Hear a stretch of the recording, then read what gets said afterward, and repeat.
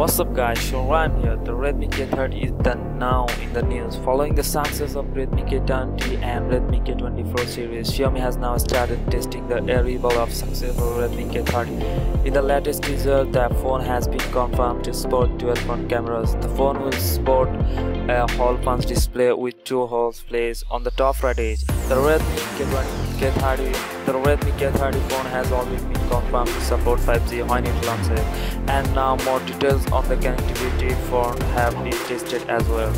The Redmi general manager Lu Yibing has posted 2 teaser posters on Weibo revealing key details about the Redmi K30. The poster shows a version of phone confirming that it will be sport dual front cameras in whole front display manner. The front camera holes will be positioned on the top right edge.